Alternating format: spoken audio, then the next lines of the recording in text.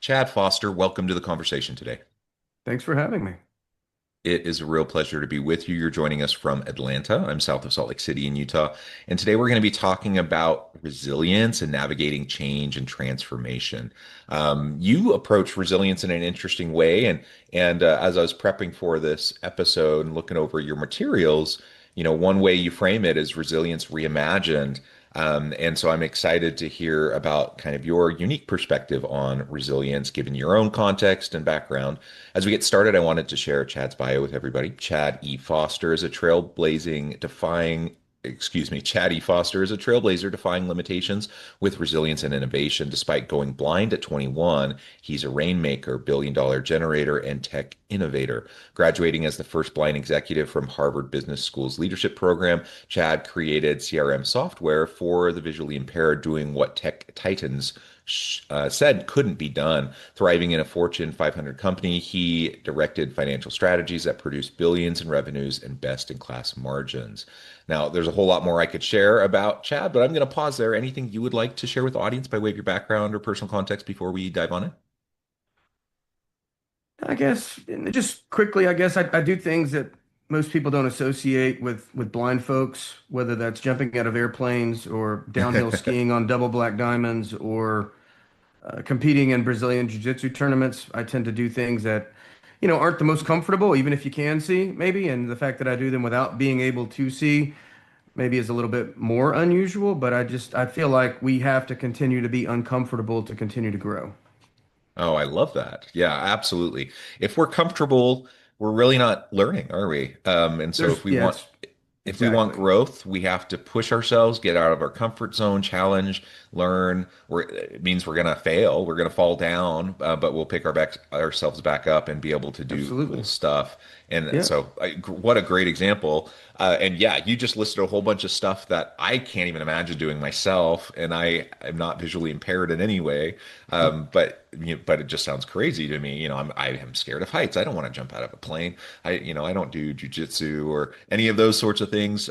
Anyways, very It was a little awesome. intimidating, and wasn't too far from you when wasn't that I started there, but I've certainly skied in the Park City area Uh-huh. before and enjoyed some of the powder that you guys have there. But you're absolutely right. It's so important that if you understand you're never getting outside of your comfort zone, you're never being uncomfortable, then you'll never grow. I think of comfort zones as complacent zones, and Mhm. nothing really innovative ever happens when we're being complacent. Yeah, yeah. And yet, that's kind of human nature. That's where we like to be stable and predictable and safe.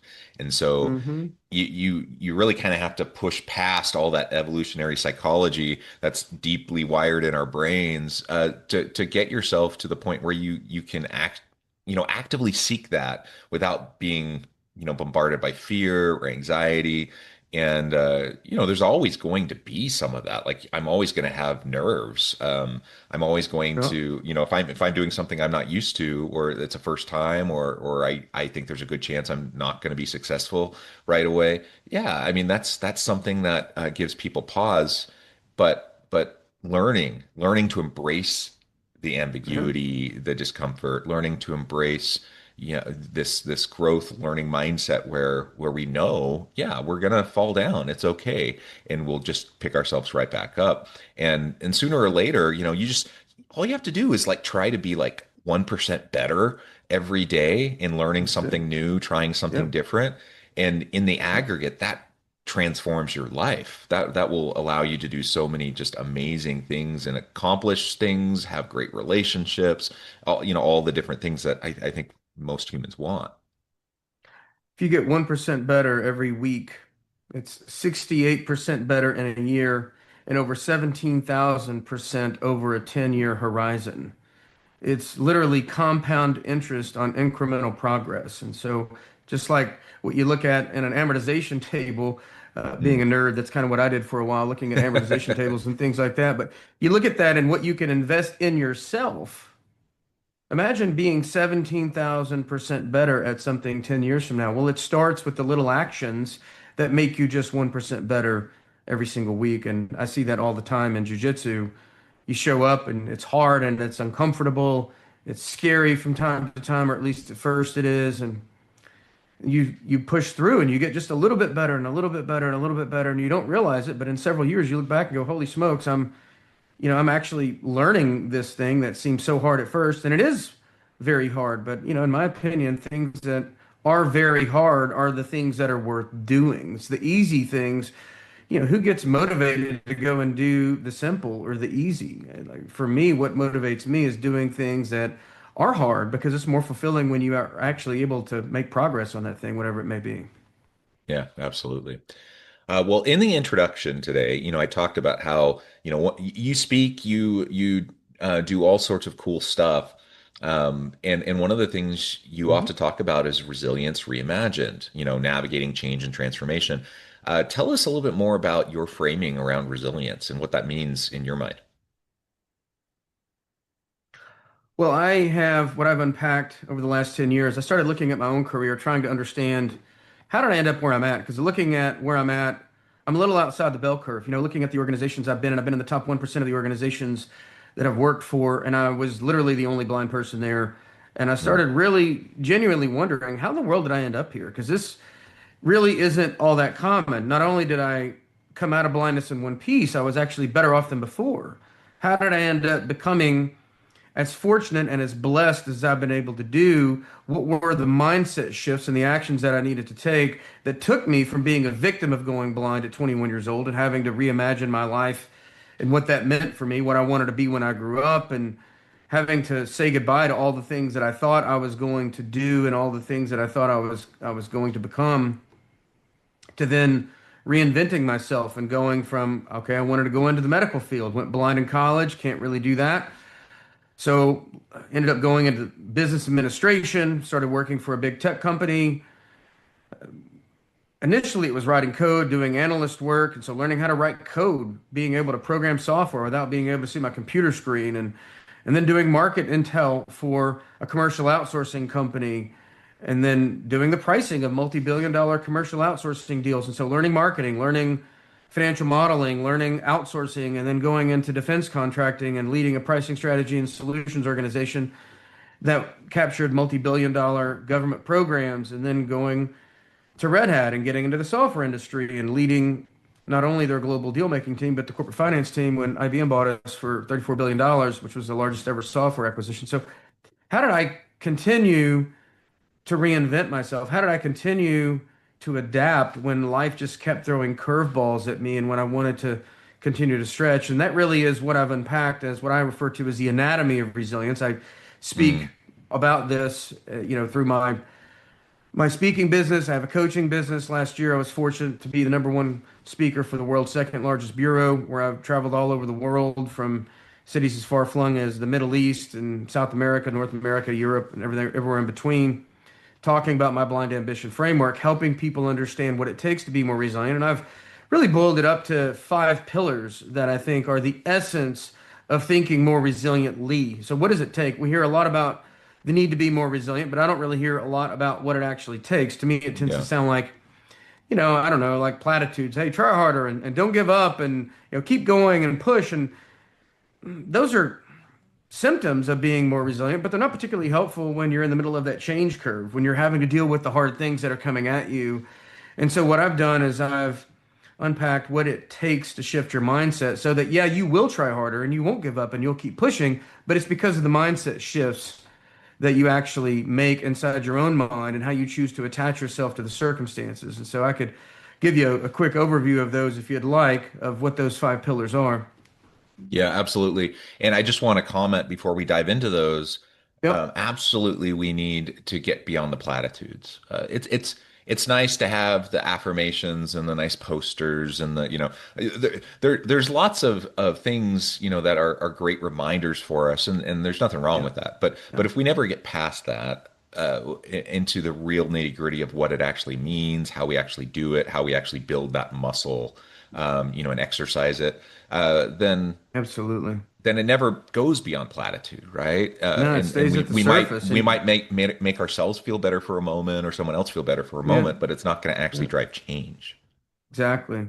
Exactly. It's surface level. And it's like, okay, I'm pumped up now, and then I leave and I go home and and 3 days later I get consumed by the reality of the world that I live in. And I've not Well, really yeah, can changed I comment anything. on that? Because Sure. you're absolutely, we've all found ourselves in those situations where we're in a motivational setting, someone's riling everyone up and getting everyone excited, and you feel like you're Yep. flying high and you feel like you can do anything, right? Yep. The Yep. the problem is those emotions don't last. Like we all have ups and downs in how we experience each and every day. And so you could feel like the most motivated, empowered, and excited to go tackle the world and whatever thing, you're going after in the Hmm. moment. But a couple hours later, a day later, a week later, that isn't going to sustain you. You have to have Yeah. foundation to build Yep. upon in order to Yep. be able to actually do the things that will help you to be successful. It's a spark. It can spark you towards, those Yep. things, but it's in and of itself, it's just not enough. Well, that's largely how I look at my keynote speaking and things that I do. It's my story allows me to create a spark, to crack open a window to a person's soul because of what I've been Yeah. through, the difficult journey that I've been on.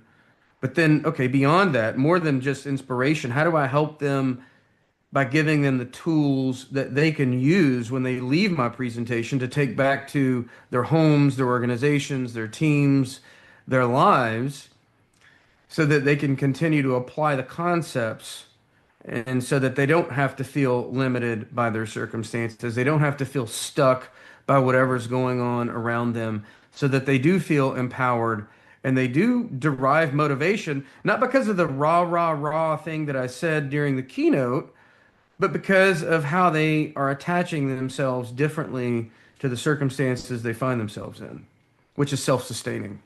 Yeah, absolutely. All right. Yeah. With that said, I just wanted to reiterate what you were Yeah. focusing on there. Yeah. Let's dive on into your framework. Yeah. So the five pillars, they're five pillars to think more resiliently. Number one is you have to recognize that you get to choose your response.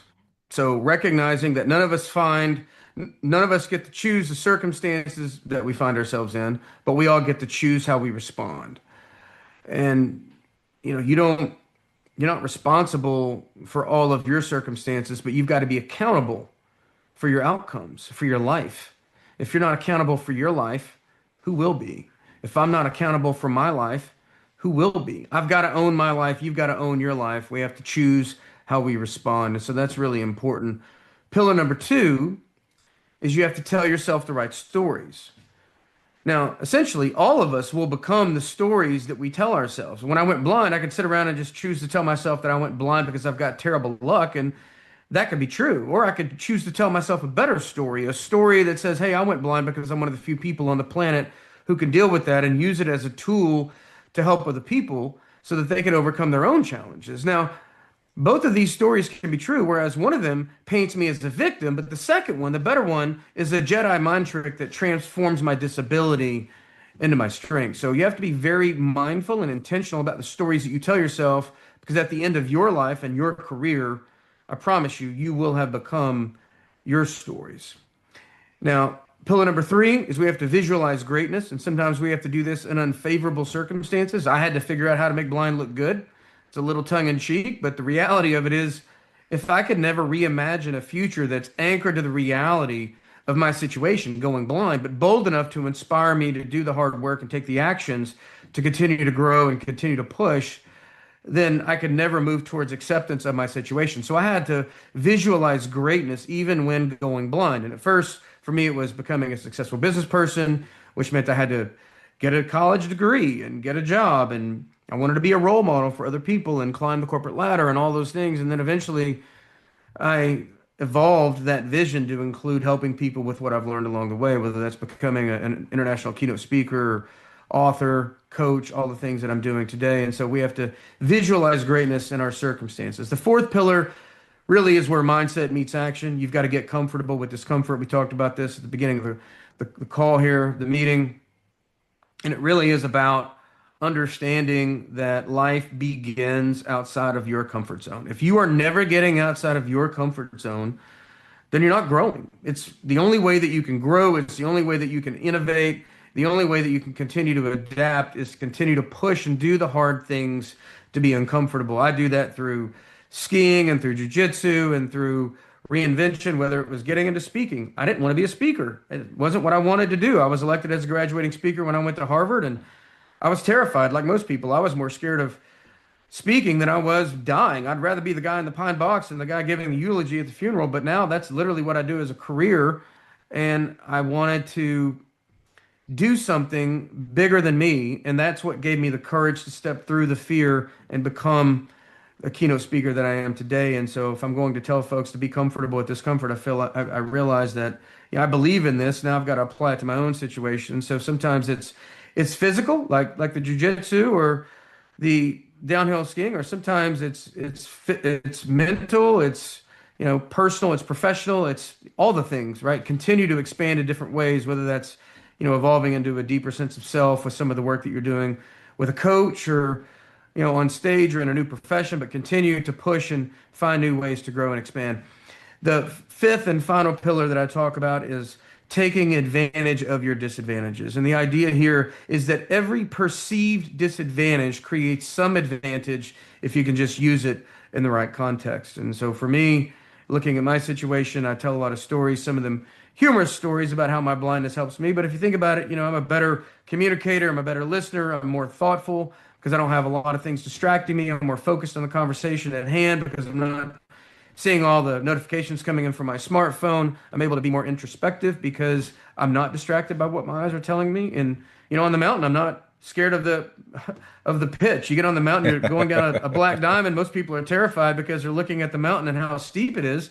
I don't see any of that. Most people are looking at the mountain, all the things that can go wrong, all the pitch, all the elevation, all the terrain, and I'm just focused on the next right turn and then the next left turn. And so the idea here, we all need bold visions of greatness that inspire us to take action. But when you're on the mountain and you're getting ready to execute in your life, in your career, you want that bold vision of greatness that has inspired you to take action. But when it's execution time, you just got to zoom in on the next turn. Like, don't get distracted by all the things that can go wrong. Just focus on the next turn.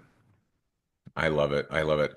What a great framework, great pillars. And I agree. Like, just step into the darkness, take that next step, and do the best you can. And that's all we can do. And that if we do that consistently, we're going to have tremendous outcomes. Well, Chad, I note the time. I need to let you get going here in a minute. But before we wrap things up, I just wanted to give you a chance to share with the audience how they can connect with you, find out more about your work, and then give us the final word for today. Sure. They can connect with me on my website, chadefoster.com. From there, you'll find all my social media handles. You'll find videos, links to the book, links to the masterclass, links to coaching, all the things that we do there. Again, that's chadefoster.com. And the thing I would leave you with is in this world that we live in right now that's changing so fast, and bear in mind, this is the scary thing, but this is true actually. With AI on the horizon, or actually in our face, I guess I should say, Hmm. the way that it's showing up right now, it was on the horizon 6 months ago. Now it's everywhere. The pace of change that we're experiencing right now is the slowest that we will ever know for the rest of our lives. Hmm. So I just want to let that sink in for a minute. This is as slow as it will be, which means we will have to be more adaptive, more nimble, more able to reinvent ourselves and pivot and find new and creative ways of doing what we do. With that, trying to predict where things are going to be in 5 years is kind of a fool's errand, I Hmm. think. So, how do you just figure out how to do the next right thing? So, okay, 5 steps from now, great to have that plan. Sure, look out 5 steps, but the most important one is the next one that you're going to take. So make sure you get that next step right because that's the one that is most certain. And again, with all the change and velocity of change that we're experiencing, who knows what will be 5 years from now? I don't think any of us can predict where this is going. Just make sure you get the next move correct. Yeah, I love it. Chad, thank you so much. It's been a real pleasure. I encourage the audience to reach out, to get connected, find out more about what Chad can do for you. And as always, I hope everyone can stay healthy and safe, that you can find meaning and purpose at work each and every day. And I hope you all have a great week.